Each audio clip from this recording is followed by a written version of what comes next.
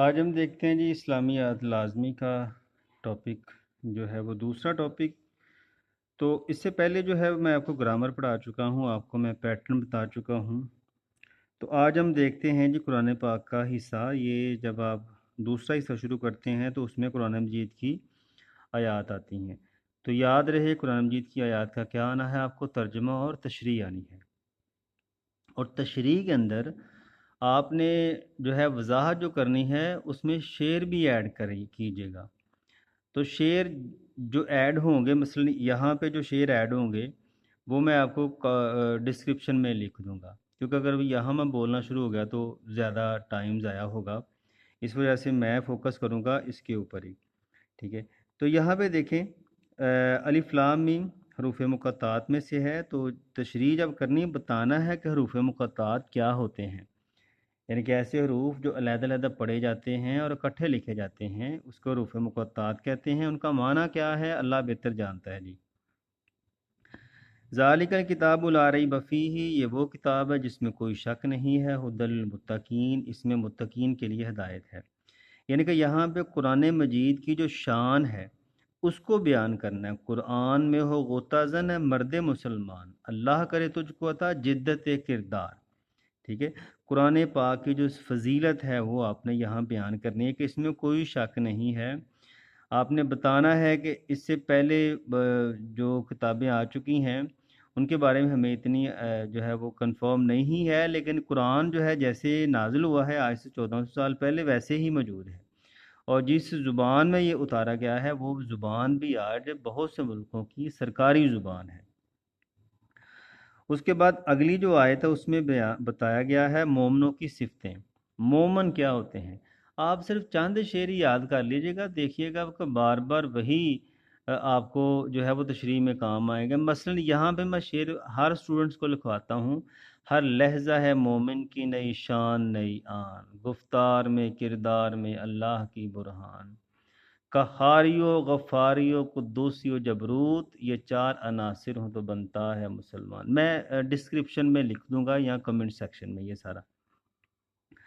اللہ دین یومنون بالغیب، وہ لوگ جو غیب پر ایمان لاتے ہیں۔ اب آپ نے غیب کے بارے میں بتانا ہے کہ غیب پر ایمان لانے سے کیا مراد ہے۔ مثلا آپ نے جنت دوزخ کو نہیں دیکھا لیکن ہمارا ایمان ہے کہ وہ ہے، خدا کو اللہ کو نہیں دیکھا لیکن ہمارا ایمان ہے کہ وہ ہے، یہ ہے غیب کی باتوں پر ایمان۔ وَيُقِيمُونَ الصَّلَاةَ، نماز قائم کرتے ہیں، یہ دوسری صفت ہو گئی۔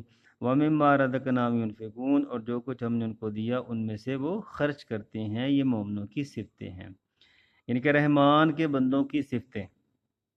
اس کے بعد اگلی صفت کیا ہے، یہ کتنی صفتیں ہوگی، نمبر 1 غیب پر ایمان، نماز پڑھنا 2، اور تیسرا کیا ہے، اپنے جو خدا نے اللہ نے ان کو دیا ہے اس میں سے خرچ کرتے ہیں اللہ کے راستے میں۔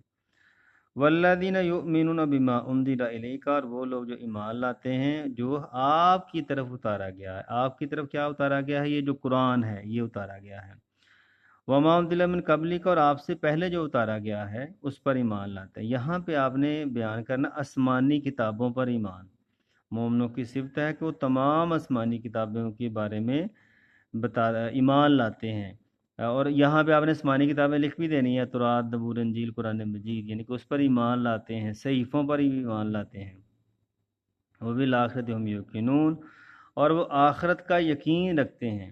یہاں اپنی ہیڈنگ کیا دیں گے، ایمان بالآخرت، آخرت پر یقین کے بارے میں کہ یہ دنیا فانی ہے، یہ دنیا ایک دن ختم ہو جائے گی، مومن یہ یقین کرتا ہے، اور آخرت کا دن برپا ہوگا۔ یعنی کہ پھر یہاں پہ آخرت کے دن کے بارے میں تھوڑا سا نقشہ کھینچ دیں، کیا بھروسہ ہے زندگانی کا آدمی بلبلا ہے پانی کا، ہستی اپنی احباب کی سی ہے، یہ نمائش سراب کی سی ہے دنیا جو ہے۔ اولئک علی ھدی من ربہم، یہی لوگ ہدایت پر ہیں، واولئک ھم المفلحون، اور یہی لوگ کامیاب ہیں، ٹھیک ہے۔ تو یہ مومنوں کی صفتیں بیان کر، یعنی کہ سب سے پہلے آپ کیا ہے بیان کرو گے، قرآن پاک کی فضیلت کے بارے میں، اس کے بعد پھر یہ ساری مومنوں کی صفتیں ہی ہیں، ٹھیک ہے۔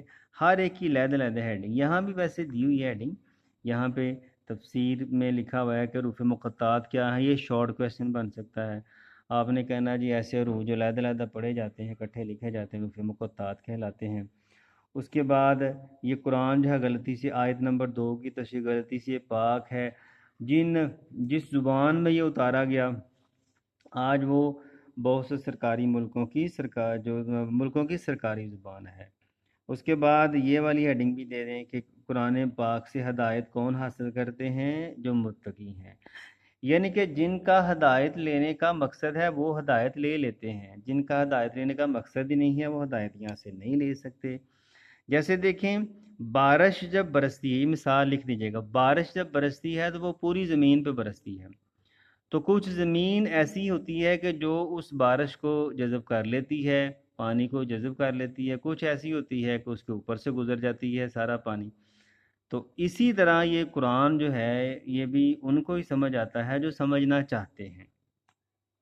اس کے بعد یہ دیکھیں آگے، ایمان بالغیب ہے، نماز پڑھنا ہے، ٹھیک ہے، روز محشر کے جان گداز بود، اولین پرسش نماز بود، ٹھیک ہے، یہ قرآن نماز کی اہمیت کے حوالے سے، خدا کے رستے میں خرچ کرنے کے حوالے سے، جو کچھ اللہ نے دیا ہے اس کو میں سے خرچ کرنا، صدقہ خیرات کرنا، ٹھیک ہے، یہ اس کے بارے میں ہے۔ اس کے بعد وحی پر ایمان لاتے ہیں، جی عقیدہ آخرت پر ایمان لاتے ہیں، اور یہ پھر آخر میں کیا بتایا گیا کہ یہی لوگ جو ہیں ہدایت پر ہیں اور یہی کامیاب ہونے والے ہیں، ٹھیک ہے جی۔